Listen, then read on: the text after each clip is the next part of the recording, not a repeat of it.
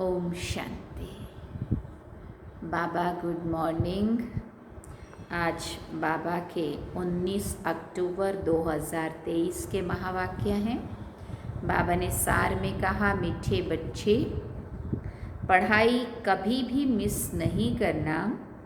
पढ़ाई का शौक तब रहेगा जब पढ़ाने वाले बाप में अटूट निश्चय होगा। निश्चय बुद्धि बच्चे ही सर्विस कर सकेंगे। बाबा ने प्रश्न पूछा, बाप दादा को बच्चों की कौन सी बात सुनकर बहुत खुशी होती है? तो बाबा ने उत्तर में कहा, जब बच्चे सर्विस का समाचार पत्र लिखते हैं, बाबा आज हमने फलाने को समझाया, उसको 2 बाप का परिचय दिया, ऐसे ऐसे सेवा की। तो बाबा उन पत्रों को पढ़कर बहुत खुश होते हैं। याद प्यार व खुश खैराफत का पत्र लिखने से बाबा का पेट नहीं भरता, बाबा को अच्छा नहीं लगता। बाबा अपने मददगार बच्चों को देखकर खुश होते हैं, इसलिए सर्विस करके समाचार लिखना है। गीत सुना चलो चल माँ। ओम शांति। बच्चे जानते हैं कांटों से फूलों की दुनिया में जाना है। सतयुगी दुनिया को दैवी फूल कहेंगे। कलयुग में मनुष्य हैं कांटे मिसल, एक दो को तंग करते हैं, दुख देते रहते हैं। तुम बच्चे अब खुश होते हो कि चलो अब हम अपने उस दैवी फूलों के सुख धाम में चलें। चलने का भी राज समझना है। चलेंगे तब जब अच्छी रीति पढ़ेंगे, ऐसे तो कैसे जाएंगे बिना पढ़े, बिना कुछ किए, बिना कोई गुण धारण किए। बाबा ने कहा, पहले तो निश्चय चाहिए पढ़ाने वाला कौन है। ये बातें कोई वेद शास्त्र आदि में नहीं लिखी हुई है। भले गीता में राजयोग लिखा हुआ है, राजाई के लिए पढ़ाई है तो ज़रूर राजाई सतयुग में देंगे ना। पहले तो पढ़ाने वाले का निश्चय चाहिए। ये कोई साधु संत मनुष्य तो है नहीं, ये तो है निराकार, सब आत्माओं का बाप है, परमपिता परमात्मा। जिन्हों को कल पहले मौफिक निश्चय होना होगा, उन्हों को ही होगा ना। तुम देखते हो फूलों की दुनिया स्वर्ग में चलने के लिए हर एक का अपना अपना पुरुषार्थ है। पहले जब निश्चय हो तो झट पढ़ाई में लगे। शास्त्रों में श्री कृष्ण भगवान उवाच लिख दिया है, साथ साथ लिखा भी है रुद्र ज्ञान यज्ञ। अब ये तो ज्ञान की बातें हो गई। मनुष्यों ने फिर श्री कृष्ण को कांच की मुरली दे दी है। गायन भी है ना, तेरी मुरली में है जादू खुदाई। अब कांच की मुरली में तो खुदाई जादू हो ना सके, वो तो मुख से मुरली बजा सकते हैं ना। श्री कृष्ण का बचपन ही दिखाते हैं, आपस में खेलते कूदते रहते हैं। ये बातें कोई बड़ी समझने के लायक हैं। तो ये बच्चे भी समझ गए हैं कि बरोबर राजयोग है, अर्थात राजाई प्राप्त करने की पढ़ाई कराने वाले के साथ योग। वो सन्मुख आकर पढ़ाते हैं, इसमें कांच की मुरली की कोई बात ही नहीं है। ये बातें ही निराली है। ये किसी को भी पता नहीं है कि निराकार भगवान स्वयं आपके पढ़ाते हैं। श्री कृष्ण के लिए भी कहते हैं उनकी मुरली में है खुदाई जादू। तो खुदा और हो गया ना। श्री कृष्ण को खुदा नहीं कहेंगे, खुदा तो खुदा है, उनको ही जादूगर कहते हैं। स्वयं आकर जादूगरी दिखाते हैं, साक्षात्कार कराते हैं, फिर भी ऊंच पद प्राप्त कराने के लिए पढ़ाते हैं। मीरा ने भी वैकुंठ देखा और डांस की, परंतु वो राजयोग नहीं सीखी। राजयोग की बात कोई भी शास्त्र में नहीं है। मीरा को पढ़ाने वाला कोई नहीं था। मीरा का नाम भी भक्त माला में है। ये है ज्ञान माला। रात दिन का फर्क है ना। तुम समझ गए हो, हम जितना ज्ञान उठाएंगे उतना ऊंच बनेंगे। बरोबर भक्त माला भी है, उनमें भी नंबरवार है। उन्हों के नाम तो मशहूर हैं। ये ज्ञान कोई में भी नहीं है।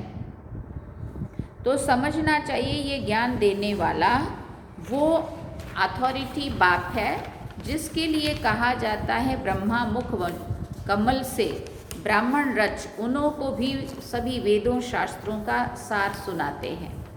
शिव बाबा को तो शास्त्र दे ना सके, क्योंकि वो तो है निराकार, तो ब्रह्मा द्वारा समझाते हैं। ये युक्ति रची है, परंतु ये सब बातें समझाने वाला वो एक ही है। दिखलाते भी हैं, ब्रह्मा द्वारा सार बतलाते हैं, तो ज़रूर समझाने वाला कोई दूसरा है ना। अभी तुम प्रैक्टिकल में देखते हो, शिव बाबा जो ज्ञान सागर है, हमारा बाबा भी है, वो सन्मुख बैठे हैं, भारत में ही आते हैं और ज़रूर कोई के शरीर में आते हैं। ये ब्रह्मा का शरीर है, प्रजापिता ब्रह्मा होना भी ज़रूरी है। बरोबर ब्रह्मा प्रजापिता ब्रह्मा द्वारा ही आकर ब्राह्मण धर्म रचते हैं। धर्म कैसे रचा जाता है बाबा पूछते, ये भी तुम बच्चे जानते हो। तुम प्रैक्टिकल में ब्रह्मा की संतान हो, कहते हो हम ब्राह्मण ब्राह्मणियाँ हैं। ब्रह्मा बाबा के बच्चे, ब्रह्मा कुमार ब्रह्मा कुमारियाँ, ब्राह्मण ब्राह्मणियाँ हैं। बाप से वर्षा ले रहे हैं, फॉलोअर तो कभी वर्षा ले ना सके, बच्चे ही बाप से वर्षा लेते हैं। तुम आकर बेहद के बच्चे बने हो, क्राइस्ट के फॉलोअर कहेंगे, बच्चे नहीं कहेंगे। बुद्ध के गुरु नानक के फॉलोअर ही कहेंगे, बच्चे नहीं कहेंगे। यहाँ तुम बच्चे हो। प्रजापिता वो भी बाप ठहरा और शिव बाबा भी बाप हो गया। वो निराकार है और ये साकार अलग है। ये इस साकार द्वारा शिव बाबा ने बच्चों को रचा है। अब तुम्हारे में भी कोई को पक्का निश्चय है, कोई को नहीं है। लॉटरी है बहुत बड़ी।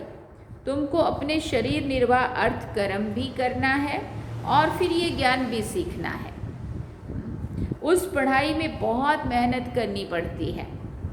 यहाँ भी बाबा कहते एक घड़ी आधी घड़ी पढ़ो ज़रूर।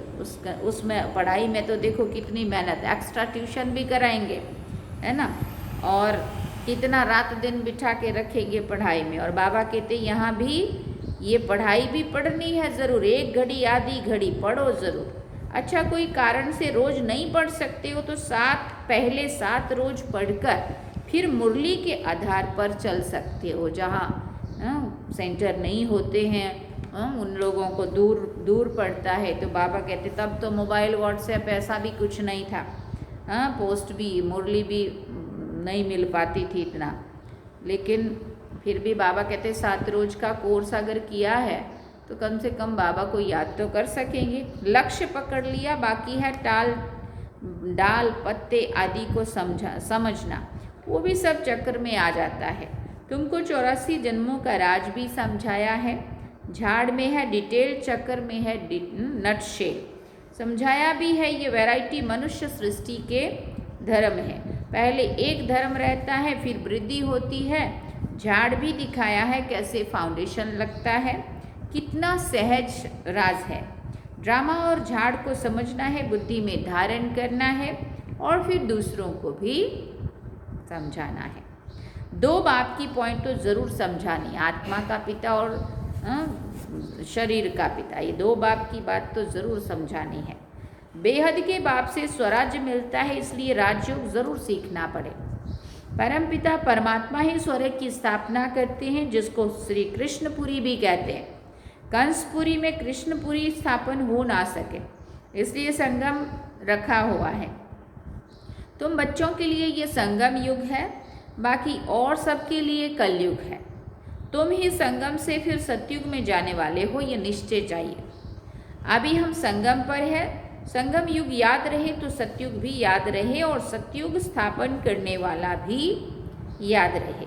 परंतु घड़ी घड़ी भूल जाते हैं। तुम समझते हो अभी हम संगम पर हैं, बेहद का बाप आते ही हैं कलयुग के संगम युगे। गीता में कल्प के संगम युगे, गीता में भूल कर दी है। गीता से ताल्लुक रखने वाले सिर्फ भागवत महाभारत आदि हैं। बाबा समझाते तुम सब सीताएं हो, मैं राम हूँ। तुम रावण राज्य रूपी लंका में पड़े हो, वो लंका नहीं है। ऐसे नहीं कि वहाँ कोई रावण राज्य था। सतयुग में लंका आदि नहीं होती है, उस तरफ बौद्ध धर्म है। अभी बौद्ध धर्म बहुत फैला हुआ है। अब ये तो बच्चों को समझाया गया है, भारत पहले बिल्कुल पवित्र था, सुख शांति थी, एक ही देवी देवता धर्म था। पहले तो ये निश्चय पक्का रहना चाहिए कि ये हमारा बेहद का बाप है उनसे वर्षा लेना है। पुरुषार्थ में कभी भी चूकना नहीं है। हाँ, मतलब मिस नहीं करना है, पुरुषार्थ तो करना है ना। निश्चय बिगर पुरुषार्थ भी कैसे करेंगे। बाबा पढ़ाते हैं उनसे स्वर्ग का सुख, सदा सुख का वर्षा मिल रहा है, ये तो सर्टेन है, पक्का है ना ये तो। स्कूल में बिगर निश्चय अथवा एम ऑब्जेक्ट थोड़ी बैठेंगे। ना निश्चय होगी हम क्या पढ़ रहे हैं, ना कोई एम ऑब्जेक्ट होगी पढ़ के क्या बनेंगे, तो क्यों बैठेंगे स्कूल में। बाबा कहते हैं वहाँ तो सब्जेक्ट बहुत होती है, मार्जिन होती है, यहाँ तो एक ही सब्जेक्ट है। एक ही सब्जेक्ट से कितनी बड़ी राजधानी स्थापन हो जाती है। जो नहीं पढ़ते हैं तो पढ़े हुए के आगे फिर भरी ढोएंगे, मतलब नौकर बनना पड़ेगा, दास दासियाँ। प्रजा में भी जो अच्छी प्रजा होंगे उनके आगे कम दर्जे वाली प्रजा भरी ढोएगी। प्रजा भी नंबरवार तो होती है ना, कोई गरीब कोई साहूकार एक ना मिले दूसरे से। कैसा ये ड्रामा है, सभी मनुष्य के फीचर्स ड्रामा में नोंद है पार्ट बजाने के लिए। कितनी गुहिया बातें हैं जो धारण कर यथार्थ रीति समझाना है। सभी तो नहीं समझा सकते, कितनी अच्छी बातें समझाते हैं। निश्चय में ही विजय है, निश्चय होगा तब पढ़ेंगे। कोई तो संशय बुद्धि होकर पढ़ाई को छोड़ देते हैं। अहो माया तूफान झट तूफान लगाए संशय में डाल देती है। संशय बुद्धि विनश्यंती, चढ़े तो चाखे वैकुंठ रस, गिरे तो चकनाचूर। फर्क तो बहुत है, गिरे तो एकदम चंडाल और चढ़े तो एकदम बादशाह। सोचो, सारा पढ़ाई पर मदार है। आगे कभी सुना कि निराकार शिक्षक कैसे होता है। हाँ, निराकार परमात्मा खुद आके कैसे पढ़ाते हैं। अभी शिव बाबा द्वारा तुम सुनते हो। तुमको निश्चय हुआ है मैं तुम्हारा बाप हूँ, पतित पावन भी हूँ, नॉलेजफुल भी कहते हैं। नॉलेज से चक्रवर्ती राजा बनना है, ये निश्चय होना चाहिए ना। निश्चय में ही माया विघन डालती है। दुश्मन सामने खड़ा है, तुम जानते हो माया हमारी दुश्मन है, घड़ी घड़ी धोखा देती है, पढ़ाई में भी संशय डाल देती है। संशय में आकर तो बहुत बच्चे पढ़ाई छोड़ देते हैं। पढ़ाई को छोड़ा गया, बाप टीचर सतगुरु को भी छोड़ दिया। वो तो गुरु बदलते रहते, अनेक गुरु करते हैं, ये तो एक ही सतगुरु है। ये अपनी महिमा नहीं करते हैं, बाप अपना परिचय देते हैं। भक्त लोग गाते हैं ना शिवाय नमः, तुम माता पिता लेकिन जानते कुछ भी नहीं हैं, सिर्फ कहते रहते हैं, पूजा करते रहते हैं। अभी तुम जान गए हो शिव कौन है। शिव के बाद फिर आते हैं ब्रह्मा सरस्वती, लक्ष्मी नारायण बाद में आते हैं। पहले शिव बाबा, फिर ब्रह्मा विष्णु शंकर, फिर बाप कहते हैं मैं पहले पहले ब्रह्मा में प्रवेश करता हूँ, इनको पहले रचता हूँ। ब्रह्मा द्वारा स्थापना, फिर ब्रह्मा ही विष्णु बनकर पालना करते हैं। ये सब पॉइंट्स नोट करनी चाहिए। फिर किसी को समझाने की कोशिश करनी चाहिए। कोई तो बहुत अच्छा समझाते हैं, बाबा की तो बात ही अलग है। कभी शिव बाबा समझाते, कभी ये भी समझाते हैं। तुम हमेशा समझो शिव बाबा समझाते हैं। शिव बाबा को याद करने से विक्रम विनाश होते हैं। तुम समझो शिव बाबा इन द्वारा रोज नई नई पॉइंट्स सुनाते हैं, बड़ा युक्ति से समझाते हैं, तो बच्चों को समझना भी है, समझना भी चाहिए। पहले तो निश्चय करना है, 7 रोज में भी रंग अच्छा लग सकता है। समझने वाले हैं, और 7 रोज क्या, आत्मा परमात्मा 3 लोग, थोड़ा दो पहले के 2-3 चित्र भी पढ़ लिए, सुन लिए ना सही से, तो वहाँ से भी निश्चय हो जाता है, जो निश्चय बुद्धि या जो स्कूल की आत्मा हो। और कईयों पे तो कितनी बार कोर्स किया होता है तो भी समझ नहीं आ रहा होता है, ऊपर से ही जाता है सारा। तो बाबा कहते हैं तुम बच्चों को समझना भी चाहिए। पहले 7 रोज पहले निश्चय करना है, 7 रोज में भी रंग अच्छा लग सकता है, परंतु माया भी बहुत तीखी है। पहले तो निश्चय बैठे कि बाप परमपिता परमात्मा स्वर्ग का रचयिता है, तो ज़रूर उसने ही राजयोग सिखाया होगा। श्री कृष्ण सिखला ना सके, उनका आना ही सतयुग में होता है। स्वर्ग का रचयिता तो शिव बाबा है। अगर कोई कहे कि श्री कृष्ण के तन में आया, परंतु श्री कृष्ण तो उसी रूप में आ ना सके। उनका आना ही सतयुग में होता है। बाबा किसी के गर्भ से जन्म नहीं लेते, इनके तन में प्रवेश कर इनका भी परिचय दिया है। इनका भी परिचय देते हैं कि इनका नाम ब्रह्मा हमने क्यों रखा। यही शुरू से लेकर अंत तक पाठ बजाते हैं। तुम्हारे में भी बहुत अच्छे अच्छे नाम रखे थे, कितने बच्चों के नाम आए, वंडर है ना। फट से 200-250 के नाम आ गए। पहले बहुतों के नाम संदेशियों के द्वारा बाबा भेजता था ऊपर से, और वही नाम दादियों के बहुतों के नाम वही है ना। चंद्रमणि दादी, रत्नमोहिनी दादी, हृदयमोहिनी दादी, है ना। ये सारे जितने भी नाम है ना, रत्नमोहिनी दादी, ये सारे बाबा के दिए हुए नाम हैं। प्रकाशमणि दादी, प्रकाश फैलाने वाली, है ना। तो बाबा कहते तुम्हारे ऐसे 200-250 के इकट्ठे नाम आए थे। तो फिर बाबा ने कहा इतने नाम तो यहाँ के ब्राह्मण लोग दे ना सके, इसलिए नामकरण विधि है ना, जो ना ब्राह्मण नाम रखते हैं करके। तो असल में शिव बाबा ने हमारे बच्चों के, मतलब हम लोगों के नाम बदली किए और वहाँ रस्म चली। बाबा कहते संदेशी फट से नाम ले आई। बेहद के बाप ने नाम रखे, वंडर है ना, वंडरफुल बाप, वंडरफुल एम ऑब्जेक्ट। तुम 100 राजाओं के राजा बनेंगे। लक्ष्मी नारायण का चित्र भी बड़ा क्लियर है, ऊपर में त्रिमूर्ति का चित्र बड़ा एक्यूरेट है। 84 जन्म भी जरूर लेने हैं। कलयुग का अंत, पतित सतयुग की आदि पावन।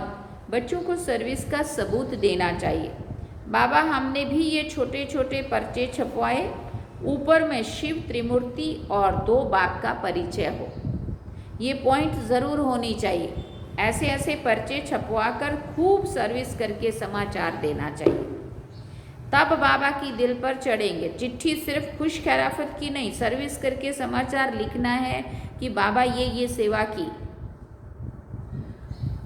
सिर्फ याद प्यार लिखने से बाबा का कोई पेट क्या भरेगा।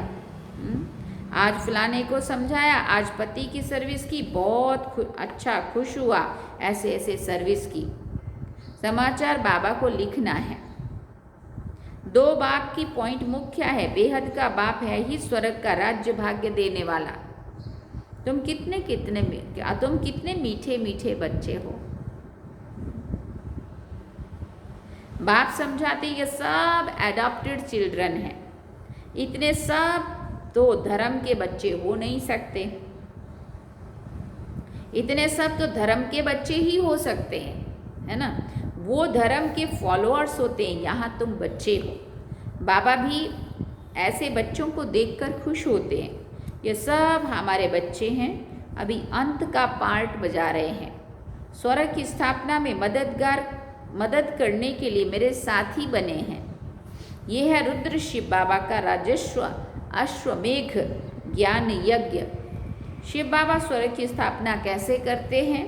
पहले ब्रह्मा और ब्राह्मणों द्वारा रुद्र ज्ञान यज्ञ रचते हैं, जिससे स्वर्ग की स्थापना होती है। तो ज़रूर ब्राह्मणों को ही यज्ञ संभालना है। अच्छा, मीठे मीठे सिकिल दे बच्चों प्रति माता पिता बाप दादा का याद प्यार और गुड मॉर्निंग। रूहानी बाप की रूहानी बच्चों को नमस्ते। हम रूहानी बच्चों की रूहानी माता पिता बाप दादा को दिल व जान सिक व प्रेम से याद प्यार, गुड मॉर्निंग, नमस्ते, थैंक यू बाबा, शुक्रिया बाबा। अब धारणा के लिए मुख्य सार है। पहला पॉइंट, निश्चय बुद्धि बन पढ़ाई करनी है। कभी भी किसी बात में संशय नहीं उठाना है, निश्चय में ही विजय है। दूसरा पॉइंट, बाप का साथी बन स्वर्ग की स्थापना में पूरा मददगार बनना है। यज्ञ की संभाल करने वाला पक्का ब्राह्मण बनना है। वरदान में बाबा ने कहा, ज्ञान स्वरूप बन कर्म फिलॉसफी को पहचान कर चलने वाले कर्म बंधन मुक्त भव। कई बच्चे जोश में आकर सब कुछ छोड़ किनारा कर तन से भी अलग हो जाते हैं, लेकिन मन का हिसाब किताब होने के कारण खींचता रहता है। तन से भले घर छोड़ के दूर हुए, परंतु मन का हिसाब किताब अगर मन से वहाँ जुड़े हुए हैं, फंसे हुए हैं, तो बाबा कहते हैं वो खींचता रहता है, बुद्धि जाती रहती है। ये भी एक बड़ा विघ्न ये भी एक बड़ा विघ्न बन जाता है।